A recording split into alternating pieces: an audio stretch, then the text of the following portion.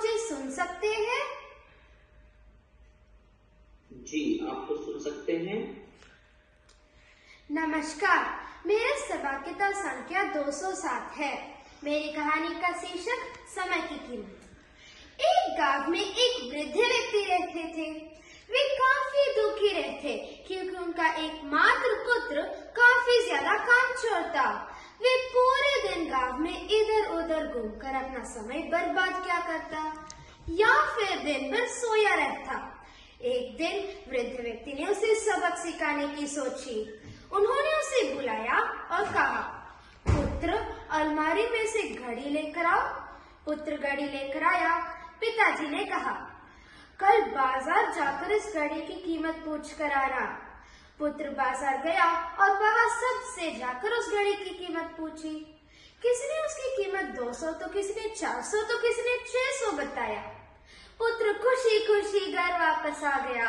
घर आकर उसने अपने पिताजी से कहा, पिताजी, कोई इस घड़ी के 200 तो कोई 400 कोई 600 देने को तैयार है। पिताजी ने मुस्कुराते हुए कहा, ठीक है, जाकर इसे अलमारी में वापस रखाओ। पुत्र ने ऐसा ही किया।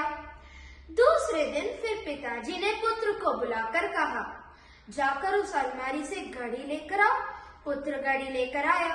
पिताजी ने कहा, पुत्र, आज इस घड़ी में जो समय है उसकी कीमत सभी से पूछ कर आना, घड़ी की नहीं। पुत्र को कुछ समझ नहीं आया, परंतु फिर भी वह अपने पिता की आज्ञा का पालन करते हुए वह बाजार चला गया। वहां जाकर उसे सबसे पूछा कि इस घड़ी के नहीं, इस घड़ी के समय की कीमत बताओ।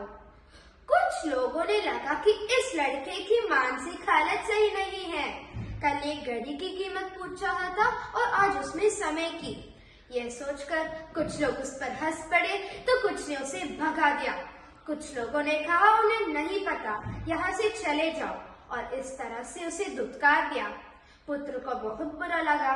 उसने सोचा कि अब से वह पिताजी के ऐसे किसी काम को नहीं करेगा। यह सोचता हुआ वह घर की ओर निकला कि रास्ते में एक बूढ़ा व्यक्ति दिखाई दिया। वह अंतिम बार इस व्यक्ति से यही प्रश्न किया कि बाबा, इस घड़ी में जो समय है उसकी क्या कीमत है?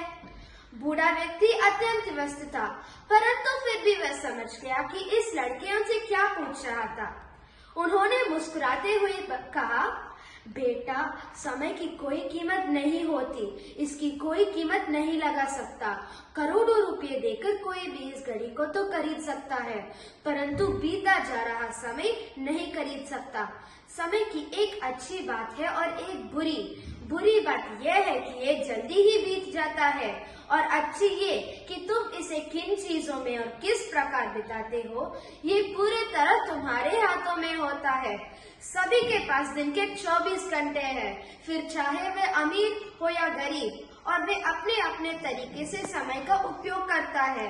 इसलिए ये तुम्हारे हाथों में है कि तुम्हारे जीवन का प्रत्येक पल तुम किस प्रकार खर्च कर रहे हो।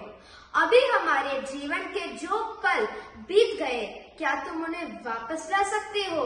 नहीं ना। इसलिए अपने एक एक पल का हिसाब रखो। यह सुनकर पुत्र की आंखें खुल गई। वह समझ गया कि इस संसार में सबसे बहुमूल्य वस्तु कुछ है तो वह है समय। भागता हुआ वह पिताजी के पास गया और सारी बात बताई और क्षमा मांगी। उस दिन के बाद पुत्र का जीवन परिवर्तित हो गया और पुत्र बहुत मेहनती बन गया और पिताजी भी काफी खुश रहने लगे।